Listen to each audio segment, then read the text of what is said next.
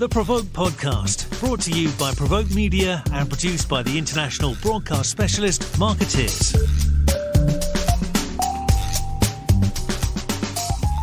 Hello, welcome to the Provoke Podcast. I'm Diana Marzalek with Provoke Media. Our guest today is Leah Chandler. Leah is CMO of Discover Puerto Rico, which is the island's traveling marketing agency. Was that correct, Leah, or destination marketing agency? Exactly. Destination marketing organization. Okay. Yeah. So you've been very busy there. You've been on board there for how long? 4 years next week. Okay. So you came at sort of the height of Puerto Rico's challenges, or the start of Puerto Rico's challenges. Is that correct? Absolutely. Okay, so give us a little story. We don't have to dwell too much on your past, but I know in the 4 years, sort of what have you seen in terms of the challenges, and then we can go from there about where we're at today. Sure. We definitely came in at an interesting time. Our destination marketing organization, Discover Puerto Rico, was actually founded in 2017. Bipartisan legislation was passed to create the first ever privatized destination marketing organization for the island. It previously had been under government, and this was an opportunity to really set Puerto Rico's tourism future on a new path. And so the DMO opened its doors July 1st of 2018. And that was, of course, following two devastating hurricanes in the fall of 2017. So as we kicked things off in the spring of 2018, I was the second employee hired there at Discover Puerto Rico. We're now upwards of 60 full-time staff at the DMO. You know, one of our first charges was really to get prepared for the 1 year anniversary of Hurricane Maria, knowing that, you know, there would be a lot of negative coverage, as there often is in these anniversary moments. So we spent a good part of 2018 preparing for that, and also kind of setting the path forward for what the DMO would accomplish in the coming years, and really establishing a baseline for the organization. Of course, 2019 saw some challenges with political unrest on the island, and at the beginning of 2020, we rolled right into earthquakes in January that impacted pretty significantly the southwest part of Puerto Rico. And then, of course, you know, the global pandemic took hold in March of that year. So it certainly has been an interesting 4 years. Never boring, but it's given us a lot of opportunity to continue to pivot, to learn from the challenges that we faced, and reflect on how those learnings can be applied moving forward. So I think our past adversity really has allowed us to be more agile and really fine-tune tools that have aided in recovery after recovery. We've been able to mobilize at the DMO like never before. And now we're seeing Puerto Rico's tourism economy flourish like never before. So we're in unprecedented times in a good sense at the moment. Well, I appreciate the good part of the story. I mean, could you have ever imagined, just hit after one thing after another, especially for a tourist destination? Did the travel industry, did Puerto Rico ever imagine, could you ever see this coming? I don't think our industry did see it coming. And, you know, as we started our journey when the DMO opened, we realized that there really had not been a crisis playbook in existence. There really was not a plan in case of certain adversities that the island might face. So no, I don't think we saw it coming. We're today much better prepared. Our past adversity certainly has taught us that preparation is key. And even throughout COVID-19, we've seen those fluctuations. We understand that, you know, in order to rise above those challenges, we have to be prepared. We have to be able to mobilize not only our team, but our local industry as well. And I think we've done that very, very well, but certainly was not something that in 2018 we could have foresaw. Right. And what was the biggest challenge? I mean, I imagine that you were looking at everything from supporting, you know, local businesses down to the merchants, to letting people know that, Puerto Rico is indeed a good place to go to. So I imagine that there was the whole gamut of things that you had to address in these last few years. Exactly. I think that is really the key, is the balance of, maintaining tourism and making sure that people understand they can still come to the island, but ensuring that they do that safely, so that we're not only safeguarding them as the travelers coming to Puerto Rico, but also the people who live on the island. The residents are such a key part of what makes visiting Puerto Rico so amazing. And so we wanted to make sure, pandemic, of course, most recently, that we were balancing the health and safety, not only of the people who we were inviting to come to Puerto Rico responsibly, but that we were also safeguarding those people who live on the island. And how big is the industry? I mean, what percent of the economy, or how can we quantify how big the industry is there? Well, Puerto Rico today, tourism accounts for about 7 to 7.5% of the island's GDP, which is somewhat small for an island like Puerto Rico that has so much to offer. But that's, what was somewhat behind the genesis of the DMO, was establishing a not-for-profit entity that would not change despite, government administration changes, changes in the governor, changes in the tourism level from a government standpoint. And so we were able to establish a positioning for the brand that we think has incredible longevity, and regardless of changes, regardless of evolutions within the local industry or the government environment, the brand stays the same. And that's really what had been missing before. Every time there was an administration change, and I know it's like this in many states as well, you sort of clear the board and get ready for a new logo and a new tagline, a new brand identity, and new campaigns. And tourism loses the opportunity to really gain equity when that happens. And so what we found out when the DMO started in 2018 through primary consumer research is that consumers had a very low level of understanding of who Puerto Rico is and the type of tourism product that we offer. We really were starting with a blank slate, which isn't the worst thing, but we had a lot of work to do and still do in terms of driving awareness as to what Puerto Rico offers in terms of tourism. So today it is a smaller piece of the economy than what we see it becoming in the future. We like to say we believe Puerto Rico's best days really lie ahead and not behind us. That's great. And so what is that position? You said that you've established a positioning for the island. Sure. We did a lot of consumer research and still do. It is a cornerstone of who the Puerto Rico DMO is. We have focused on understanding not just what our general consumer market is looking for and what their perceptions are of the island, but our meeting planners, our travel advisors and tour operators, and even journalists and influencers. What they think and what they know about the island is really, really critical as we aim to get our message widespread. So, I think when we talk about the positioning, really is rooted in consumer research and an understanding that the Caribbean is a sea of sameness. We've got a lot of islands in the Caribbean, a lot of beautiful islands, and they all have beaches and they all market beaches. And we've got beautiful beaches. In fact, we have some of the top rated beaches in the world. But what else can Puerto Rico offer that really differentiates us from the competition? How do we start to pull ahead of the pack if we're only marketing beaches when we know everybody has that kind of product? So we took a hard look at where we felt like we had opportunities for differentiation. And without a doubt, it is Puerto Rico's culture. Puerto Rico has such a rich history and blend of African, Taino, Indian, and Spanish heritage that creates this very unique, eclectic mix, making up very, very unique gastronomy, cocktail culture, history, art, music, dance that can only be found in Puerto Rico. And so our positioning was rooted in culture. Beaches are always going to be a part of our messaging, as is outdoor recreation.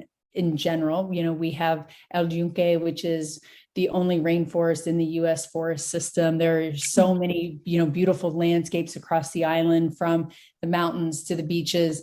So that's always going to be a part of our offering, but we feel like we can really start to differentiate Puerto Rico when we talk about the culture. It's something that's really ownable. So we've planted our stake there. It's interesting because the culture is obviously unique and amazing. And at the same time, I guess in sort of the last, when people started traveling again in the pandemic, I would hear people consider Puerto Rico, because at least Americans, because we didn't have some of the same international travel barriers. So that wasn't also an attraction. It's true. It's a very unique selling proposition for Puerto Rico. And I think you're right. The pandemic brought that to light in even new ways. We have this international flair and flavor. It definitely feels like you're in an international destination, but we have, more than 200 flights a day coming into the island, tons of direct access from major hubs all across the US mainland, in addition to not requiring a passport or having to exchange currency when you land. So we've got this accessibility that makes Puerto Rico very, very unique compared to other Caribbean islands. And certainly during the pandemic, our government did an amazing job of safeguarding the people of Puerto Rico. We were the first destination to institute thermographic imaging in the airports when people were arriving to check temperatures. We were requiring proof of testing. We were when vaccines became available, asking for a vaccination if you weren't taking the test. And even our mask mandates had lasted quite a bit longer than other destinations, just to ensure we continue to prioritize health and safety on the island. So I think for those who were looking for a destination that was really focused on responsible travel during that time, Puerto Rico was an obvious choice. You mentioned that travel is flourishing now. What's it like now? Is it like pre-pandemic? You get on a flight and you do it. What has changed? Yeah. What has boosted? What's different? What can people expect? Sure. Yeah, 2021 was actually one of the best years Puerto Rico has ever seen, and 2022 is set to repeat if we stay on the same track we're on. We've had multiple record-breaking events. Total lodging for the calendar year in 2021 was 1.3 billion, which is 37% higher than the previous record in 2019. In fact, it was the first time revenues have surpassed the 1 billion mark for Puerto Rico. So a major milestone there. Revenue per available room, our RevPAR, is about 124% higher than the US average right now. And the 2021 occupancy rate was about 11% higher for hotels than what our previous high was in 2015. So we're seeing these numbers continue to grow, whether it's air arrivals, whether it's RevPAR, occupancy. The strength in the Puerto Rico product right now is undeniable. And I think, when you're talking about the experience people are going to have, it very much is mirroring sort of pre-pandemic. You're no longer required to present tests, negative tests, nor vaccination cards when you arrive into the island. So that has certainly, I think, elevated some interest from people who were, not as open to that during the pandemic. We have a full-blown travel advisory on discoverpuertorico.com where you can, check out current restrictions and updates to the travel experience. But I think people will find today that it's very, very similar to pre-pandemic. And who is your target? Is this a North America-based campaign that you've been focusing on? Are you looking at worldwide tourism? So about 95% of our visitation comes from the US mainland. So that is certainly a high priority for Discover Puerto Rico. We do have an international marketing program as well. And our key markets there are really focused in the UK, Spain, Germany, Canada, and Colombia.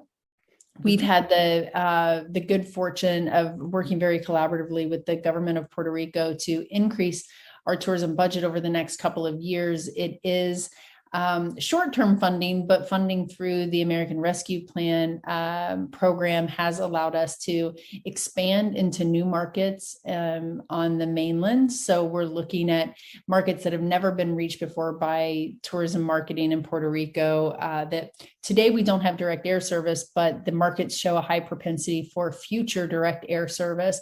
And so we're really seeding those markets with information about the destination in hopes that we're moving Puerto Rico into the consideration set of some of these places that, maybe have historically chosen other Caribbean destinations. They've gone to Mexico, they're going on cruises.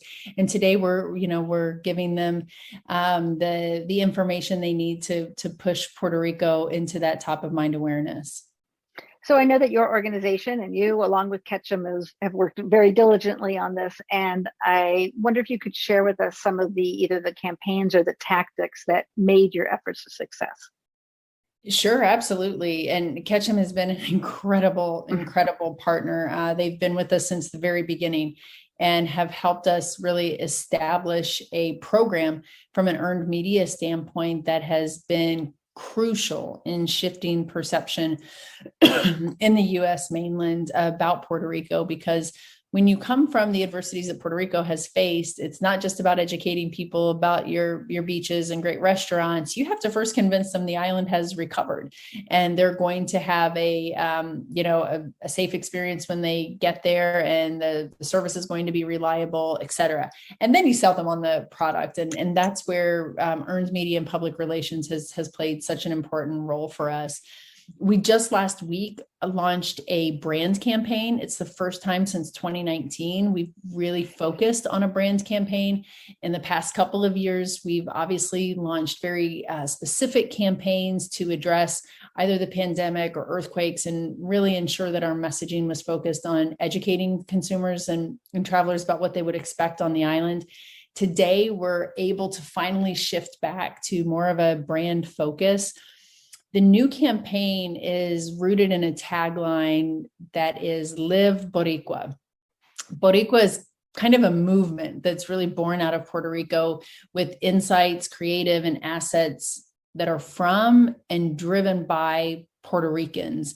It highlights how to enjoy things the Boricua way, which Boricua is a person of Puerto Rican descent. It's kind of a lifestyle, a spirit. And this has been brought to life via new advertising and activations that really spotlight what we consider Live Boricua moments. And those moments are being shared by Puerto Ricans and the Puerto Rican diaspora and people who just love the destination and consider themselves Boricua. This is for us, a very, very ownable campaign. Live Boricua is a brand message that no other destination can claim, which is really critical, I think, in a successful brand initiative. The creation of Live Boricua was founded on research and consumer insights. Like I mentioned before, is really critical to us. We tested several creative concepts via focus groups in 8 markets in the US, and we even tested them locally, because for a campaign to be so values driven and focused on the community and the people of Puerto Rico, we needed Puerto Rico to embrace it. And so we found a lot of strength in the line, in the word, and in the meaning behind it, which is sort of to live like us, really promising consumers a deeper and more meaningful experience for travelers. So it's been live for literally a week today. Okay. There will continue to be evolutions and additions, but we see this as a long-term campaign position for the island, something that could last us 2-3 years or maybe even beyond that. So we'll see. We're really, really excited about the potential. And again, I think one of the most important elements of the campaign is just the ownership and the pride that locals have felt as we went out to launch. That's great. And you've got to be talking about a very resilient crowd there, given what everybody's been through over the last 4 years, over the last 4 years. So here you are, things are going well, but there's bound to be another hurricane season. There is every year. Not that it will necessarily be destructive, but how is your mindset and your preparations moving forward changed in terms of the tourism industry? Well, I think, the most important thing I mentioned earlier is just that preparedness, making sure that we have, a system and a process that's locked and loaded, despite what we may face in the future. Developing in tandem with Ketchum, that crisis playbook has been so critical for us. It's been a game changer, to tell you the truth. The playbook is sort of a collection of scenarios and our, appropriate reactions. It's super comprehensive. In fact, it even included an air pathogen scenario, an airborne illness scenario before the pandemic. That was already baked into the playbook. We have everything from hurricanes and earthquakes to bomb threats and shark bites in this playbook. And so when COVID hit, and obviously we know it was unprecedented, there are many, many nuances that made it different from, let's say, Zika in 2015 or 2016 that had hit the island. We were prepared. We were not scrambling to figure out, what do we do here? We had a game plan in action, and we were able to mobilize very, very quickly. Team roles and responsibilities are included in that playbook.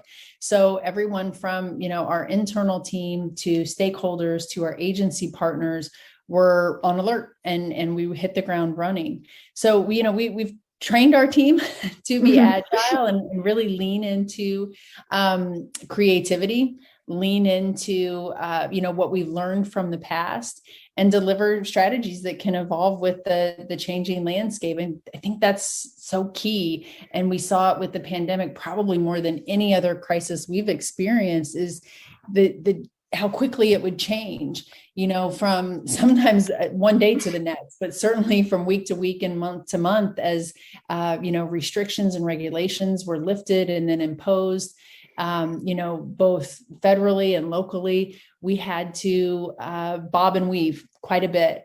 So I think any DMO who is looking to take learnings from the pandemic, it can plug in some of those into a playbook, figure out how to spread that across different scenarios, what worked and what didn't work. Now is the time to do that. It's not when you're in the midst of it. And I think that has helped us really not only build momentum throughout the pandemic, but sustain that momentum coming out of it. That sounds great. Well, it sounds like you've had an amazing 4 years there. And you mentioned that before we hit the record button, you said you had moved to Puerto Rico for the job, and island life is treating you well. Oh, island life is amazing. It is it's paradise. It really, really is. And obviously it's not without its challenges, but every destination has challenges. Literally, everywhere you could consider moving is going to have ups and downs. Puerto Rico is no stranger to that. But the flip side is living in a place where you're surrounded by an incredible culture. You're surrounded by incredible people. You're literally living on a Caribbean island that has beautiful weather, beautiful scenery, and the beaches and the mountains. Such a diversity in the landscapes around the island. It's hard to imagine living anywhere else after spending 4 years in Puerto Rico. Well, that's great. Your phone may be ringing off the hook for people looking for the relocation. So all good. Okay. Well, I appreciate it and all the work you've done. It sounds amazing. And I wish you continued success and Puerto Rico continued success. Oh, thank you so much. We appreciate it. All right. Take care. Thanks. Bye-bye. Bye-bye.